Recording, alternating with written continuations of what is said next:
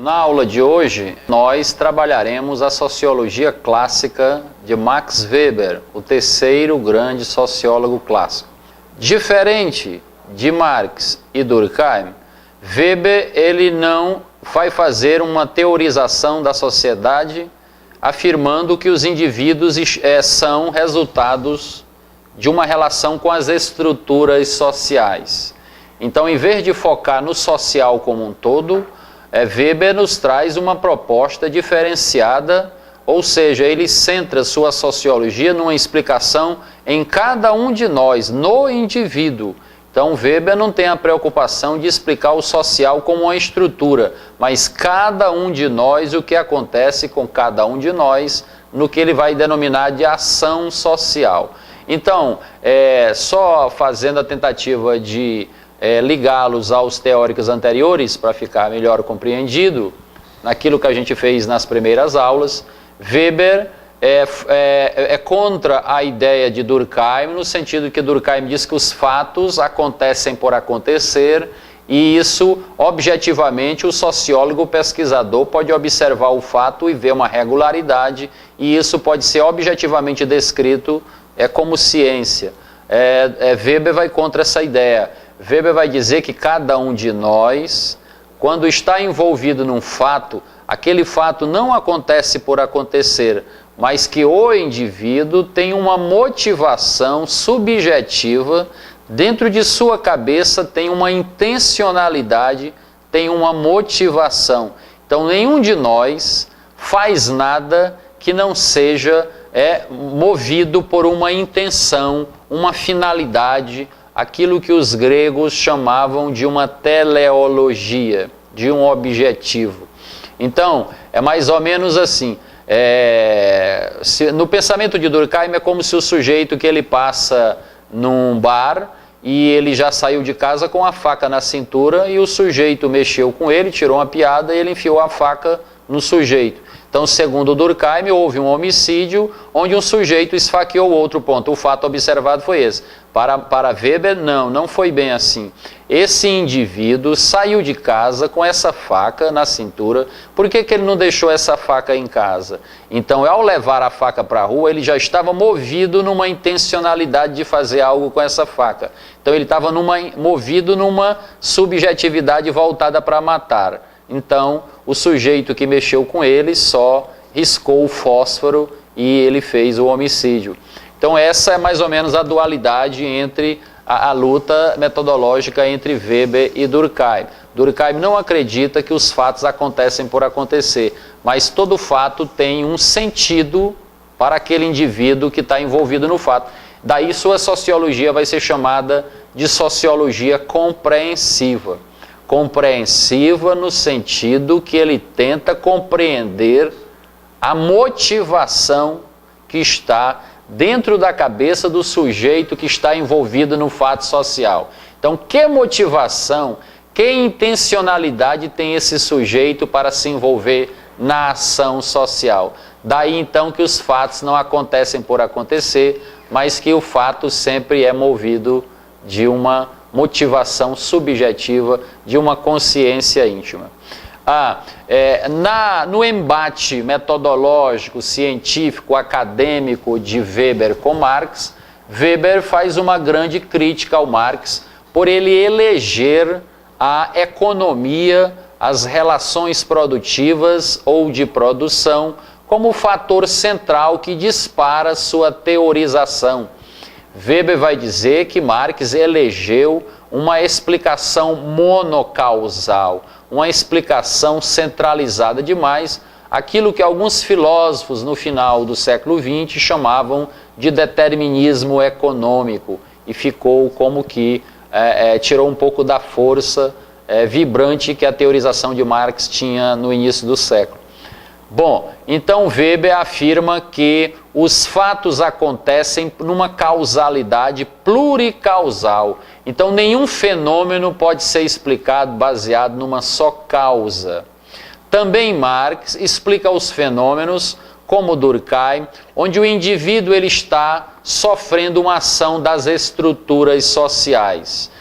Enquanto Durkheim demonstra que essas estruturas sociais são o que ele denomina de uma união moral, uma moralidade, uma consciência coletiva que pressiona o indivíduo para ser como a sociedade quer, ao passo que Marx não. Nós somos frutos, em Marx nós somos frutos das relações de produção, nós somos frutos dessas estruturas sociais já concretizadas economicamente, onde eu sou fruto dessa minha posição na relação econômica que me pressiona para me ser o que eu sou a partir da economia. Marx, por exemplo, vai tecer uma grande crítica ao conceito de cidadania de John Locke. Quando John Locke teoriza que todos são iguais perante a lei, na ideia de uma cidadania política, de uma cidadania jurídica, Marx diz que isso desloca a atenção da sociedade para a questão da exploração no trabalho. Então Marx em momento algum nega que nós temos uma igualdade política e jurídica. Só que Marx aponta fortemente que a desigualdade entre os indivíduos está nas relações econômicas e não nas relações políticas e jurídicas. Então, lá no acesso à posse dos bens e propriedade é que se encontra as desigualdades. Weber não vê o indivíduo vamos dizer assim, pressionado por estruturas sociais. Weber diz que o indivíduo ele vive numa teia de significados, parece muito um conceito com uma influência aí psicológica, né? Weber leu Werner Sombart, um sociólogo também clássico alemão. Weber, então, ele tem aí uma certa influência de Wilhelm Dilthey, um psicólogo alemão, filósofo também, que influenciou um pouco esse pensamento. Então, tem um fundo meio aí da psicologia, de uma subjetivação na ideia de Weber. Então, eu vivo na sociedade em função de como é que é entendido o sentido para todos que estão na sociedade. Então, o sentido de algo se forma a partir de uma teia de significados, onde uma vez eu compreendendo o significado daquilo, os outros também vão compreender.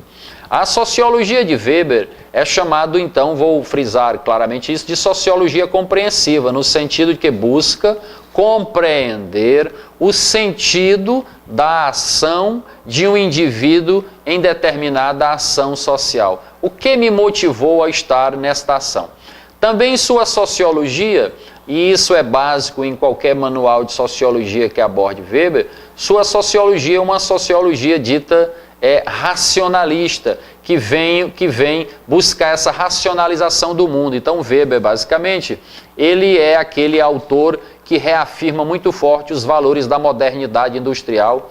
O mundo produziu um desencantamento. Então esse desencantamento no mundo significa que definitivamente o mundo não é mais explicado por nenhuma tutela divina, o mundo não é mais procedente de Deus. Então houve esse desencantamento, onde o mundo passa a ser explicado por uma racionalidade mundana, né? Essa racionalidade tecnocientífica que iria dominar até, né, os nossos dias.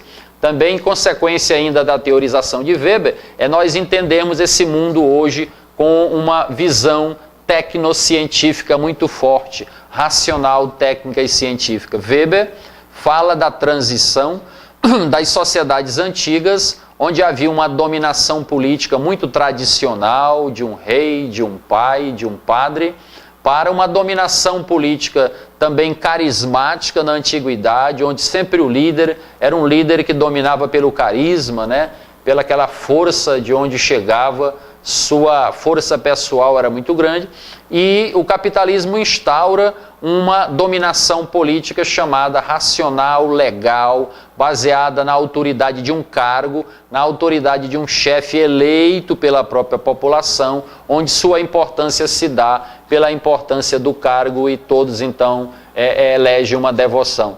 Isso estrutura a própria maneira de ser do que a gente denomina de Estado moderno. Então Weber é um dos que praticamente eu situaria como pai da teoria do Estado moderno, de um nível tão bom quanto Maquiavel e quanto Hobbes, no sentido de que Weber fala praticamente as grandes circunstâncias de formação do Estado como nós conhecemos hoje, de um Estado que domina uma só força política dentro de um território, de um Estado que detém a violência legítima. Então o Estado, em nome da polícia, do exército, ele é esse órgão que mantém a ordem, e o Estado também, ele é esse aparato, diferente de todas as formas de política do passado antes do capitalismo. O que era a política antes do período capitalista? Era a política centralizada numa autoridade que centralizava o poder político, via de regra um militar, um rei, um sacerdote, em todo o pré-capitalismo. E do capitalismo em diante, é essa autoridade que procede então de uma força legal e de uma autoridade que cria um chamado corpo administrativo burocrático. Aquilo que o Estado se torna tentacular, ele com todos os seus tentáculos, ele controla cada um de nós, sabendo a nossa função, o que nós produzimos. O próprio Weber vai denominar essa situação de a jaula de ferro do Estado, onde todos nós estamos dominados por essa força de dominação do próprio Estado.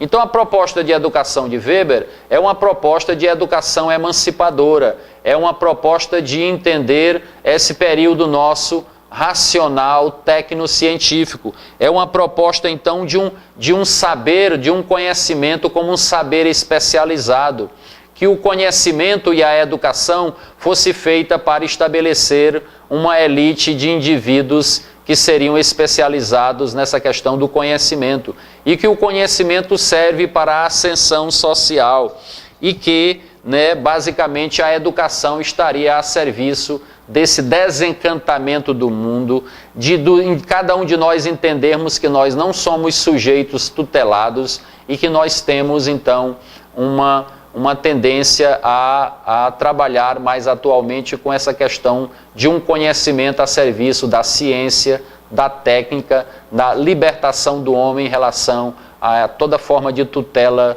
sobrenatural. A proposta de Weber também afirma a questão de que o que nós fazemos, ele vai centralizar com o nome de ação social. Então eu posso fazer uma ação que seja uma coisa mais comum do dia a dia, ir a uma missa, assistir televisão, frequentar a casa de um amigo, ir à igreja. Então isso era uma ação do indivíduo chamada ação tradicional.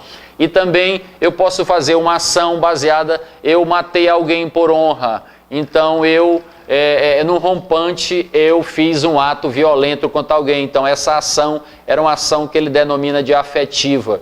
E também eu poderia fazer uma ação baseada em algo que eu tenho um valor, então uma ação orientada para um valor. Enfim, entender então que sua sociologia se centra numa explicação em cima do indivíduo, e que toda ação tem um objetivo, que nenhuma ação acontece por acontecer, e nesse sentido ele termina desmaterializando, desmanchando tanto a teoria de Durkheim como a teoria de Marx.